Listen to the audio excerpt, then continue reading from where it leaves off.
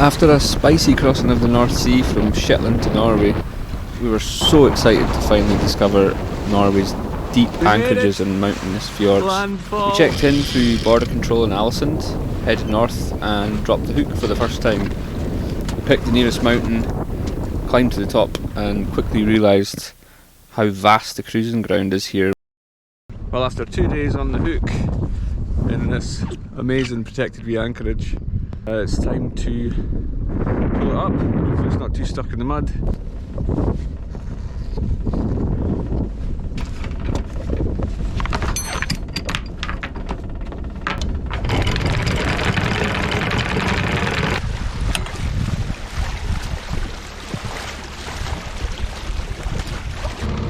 Leaving our beautiful anchorage for Molde to go and pick up some friends.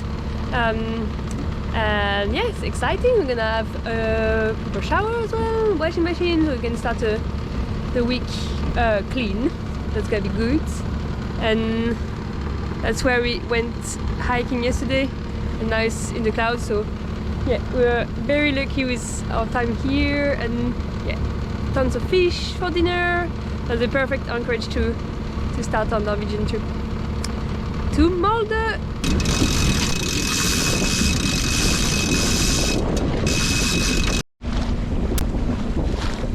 We picked up our good pals who had flown into the town of Molde and began making plans for our fjordic exploration. Just before departing, we were treated to the amazing sound of this old hot bulb diesel engine in a local lobster boat. I'll link a video to a much better recording of the sound. Go and watch it, it's a treat for the ears.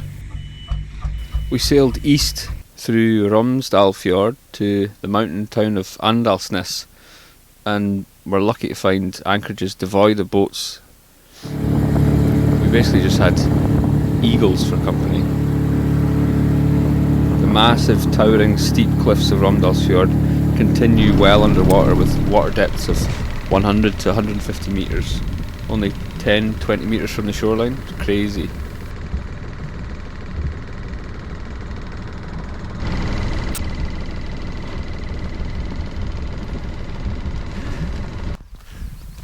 Our goal was to just get as high as we could in the mountains, straight from sea level, and we were lucky with this bluebird day in June. We got amazing views of the towering Troll Wall to the east, Europe's tallest freestanding cliff at over 1,100 metres. No big rock falls today though. Being accustomed to the Shetland weather, today was definitely a day for sun cream. UV index at this altitude was crazy.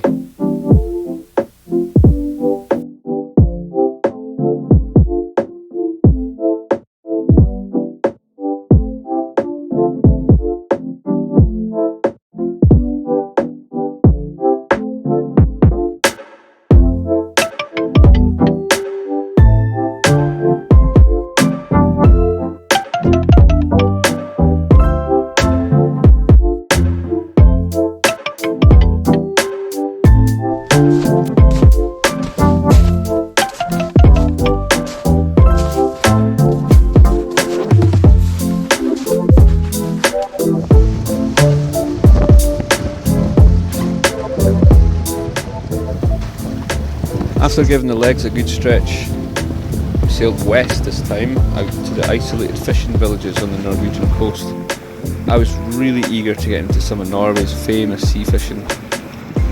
The Romsdal region and the surrounding islands are famous for their cod, pollock and goldfish fishing, known here as torsk, weir and sei.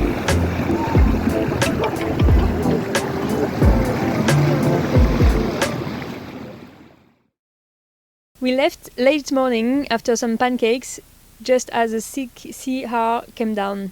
It was all hands on deck to ensure we didn't bump into any fishing gear or unmarked rocks, and also any shipping that will occur around there.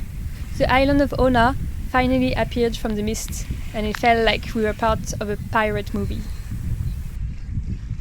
The entrance of the harbour is surrounded by bright and colorful cabins. You really feel like stepping back in time in this small fishing community.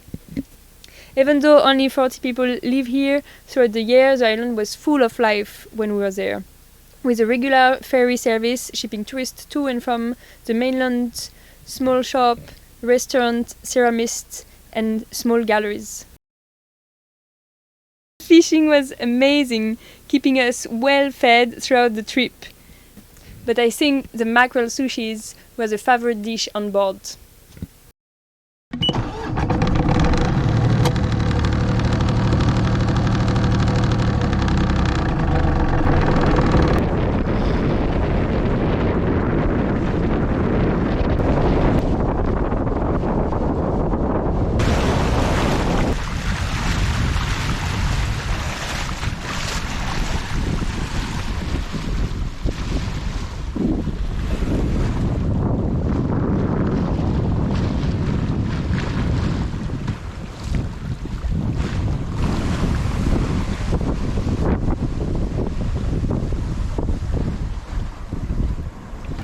As soon as they started, it was time to drop off our friends for the flight back to Scotland, and we began our journey southwards.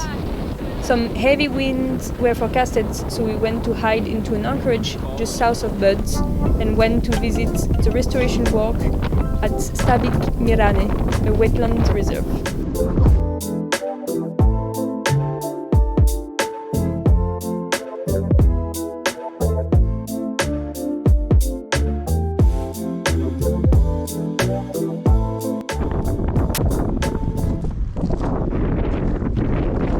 The boat's right where we left it, but the tide isn't. Oh, there she is, the tide.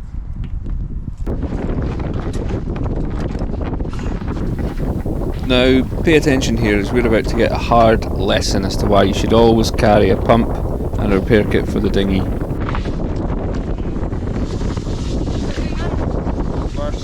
Yep, that's the sound of the starboard tube with a big hole in it.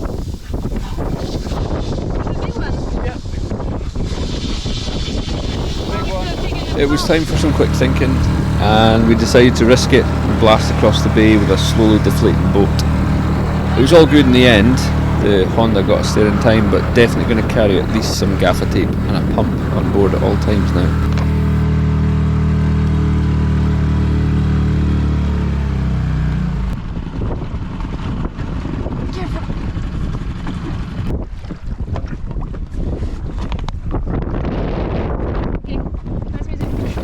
It was a pretty mad dash to get the boat out of the water as the tube had almost completely deflated by now.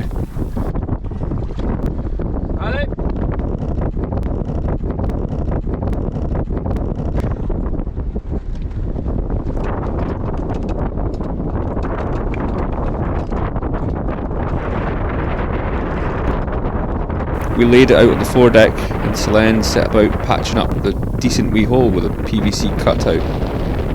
Stingy's got plenty of battle scars now after serving us over the last few years.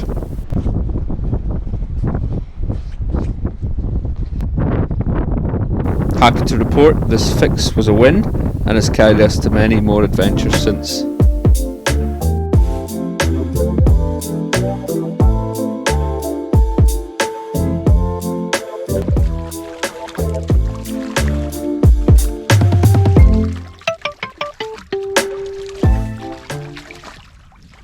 Ta-da! In the sun. It's literally in the sun, but...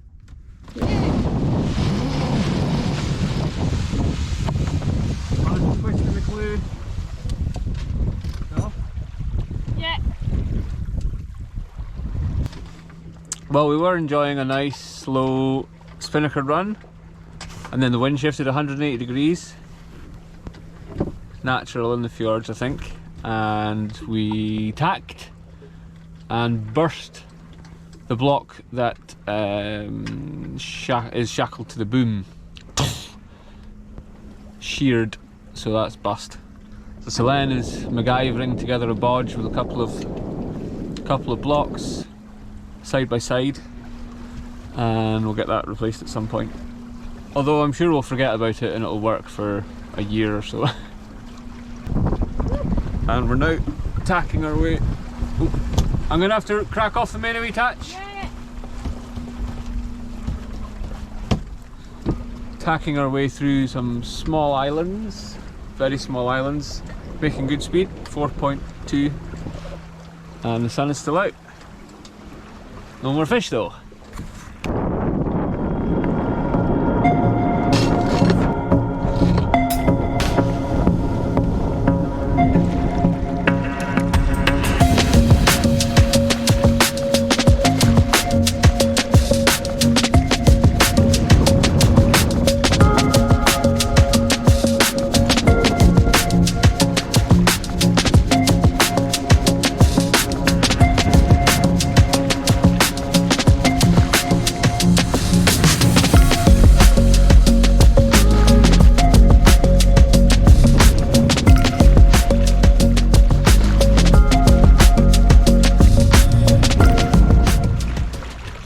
Serving up a wee snack, these mackerel fillets, some seasoning, hot pan, skin down, and psh.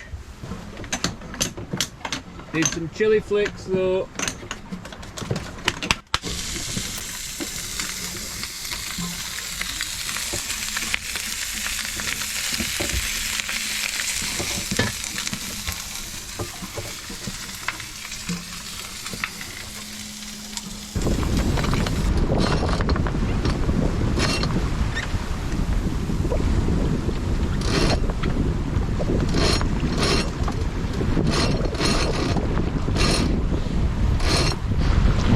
Well, this could get a bit interesting.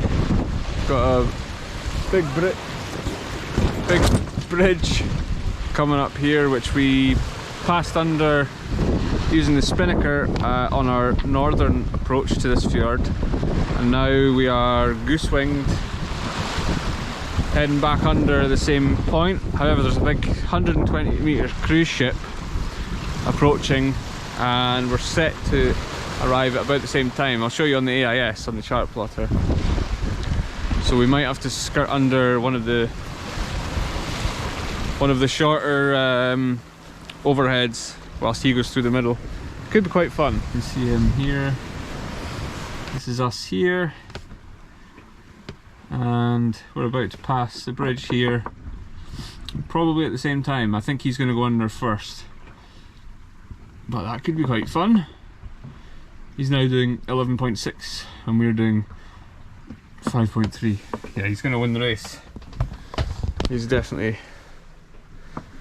going to beat us, but we'll probably pass quite close alongside each other. It's going to be fun. Give those passengers something to look at.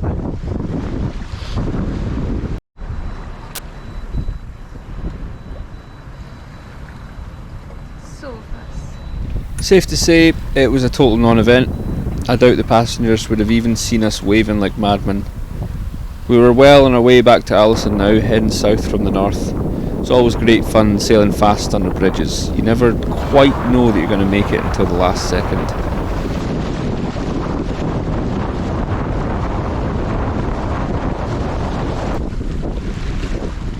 It's such a funny boat!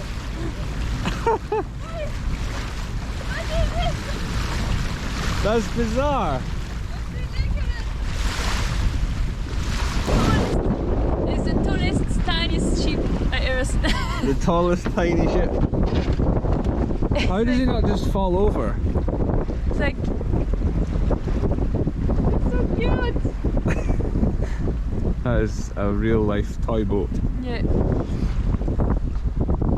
And just like that, we're back in Allison after about 50 miles of sailing. Reached the industrial bit, and we're going to tuck into an anchorage over here, which should give us enough lee shelter from this northerly wind for a night or two. Hang out there, take stock, see what's happening.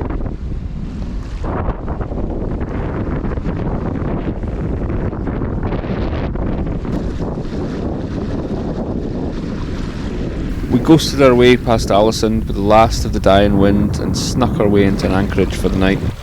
From here we made plans for our voyage south, and set our sights on Norway's most southern glacier.